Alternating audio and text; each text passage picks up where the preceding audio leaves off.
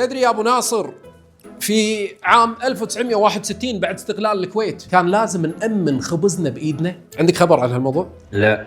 عيل خل اقول لك اسمع السالفه. لا السالفه مطوله ابو ناصر، تكفى شاي ما عليك امر، ويا حبذا حته كرواسونه وبسكوته كده يعني.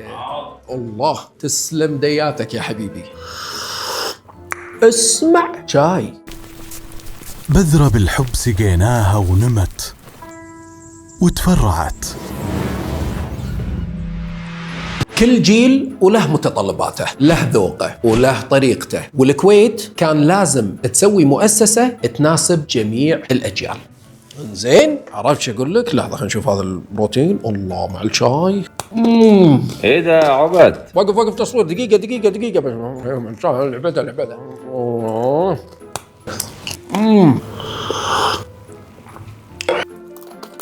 ارجع حبيبي، ارجع.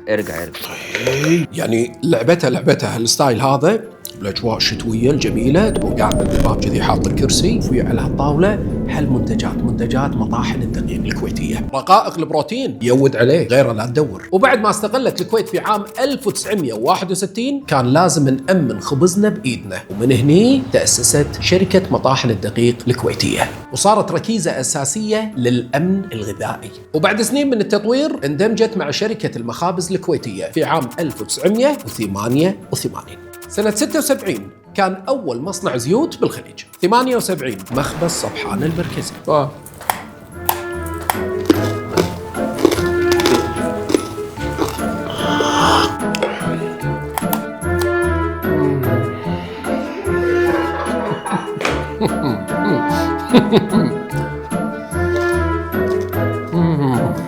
بس ترى جبلت. وبسنة 88 كان اندماج شركة المخابز الكويتية، ومن المنتجات اللي موجودة في كل بيت كويتي الطحين، ومن الشغلات اللي ما نستغنى عنهم ريوق غدا عشاء وبين الوجبات خبز المطاحن، ومن الشغلات الجميلة اللي أحلى من الكب كيك منو فينا ما يعرفه قرص عقيلي، ومن الشغلات اللي ما نستغنى عنها بعد الحصة الثانية وليل يوم ناكله وهو الأفضل بامتياز في شركة المطاحن الكويتية.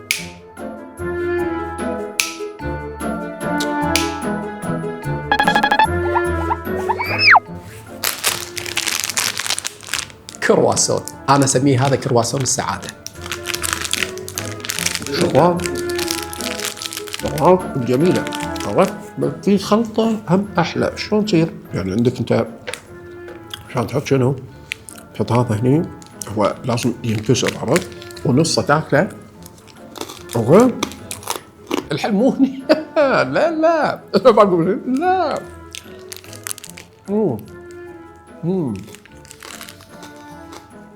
أوكي؟ عاد اليوم الشركة مو بس خبز وطحين، صارت منظومة كاملة من المطاحن والمخابز، معكرونية، بسكوت، طحين، خبز، رقائق بالبروتين، خبز البروتين. لا ما تخلص، منتجاتها تمس كل بيت كويتي وتوصل يوميا لملايين الناس. 8 مخابز آلية، 4 ملايين رغيف يوميا، 900 محل.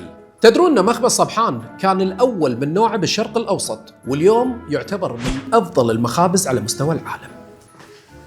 لكن أبي شاي. لا بدنا نروح. لا بدنا نهدى شوي وعلى بعض نروح. أنا مش عم جرب أطلع، أنا أصلا فوق. وبدنا نروح، بدنا نسوي ريوق. اسمع. لا شنو كان ناقصنا؟ تكفى شنو؟ قول لي شنو ابو بدر، قول لي. قهوة المطاحن. تخيل كل يوم قبل لا اروح اي مشوار واي تصوير امر اليرموك اخذ القهوة هذه وانا اللي ماشي. انا قهوة؟ شو قاعد تسولف؟ انا عبد الله قهوة. لكن اللي يميز المطاحن انها ما وقفت. في 2015 تم تدشين أول مصنع خالي من الجيلاتين في الشرق الأوسط، من أول رغيف خبز في عام 1961 لقهوة وسويت وقعدة حلوة والذي منه. مطاحن الدقيق والمخابز الكويتية قصة ذكاء ونجاح وابتكار لغاية اليوم، وضمان غذائي لكل بيت. وهذه الشركة اللي تركت بصمة في حياتنا اليومية وصارت موجودة في كل بيت كويتي. وهذه كانت كلمة حق في حق شركة مطاحن الدقيق الكويتية.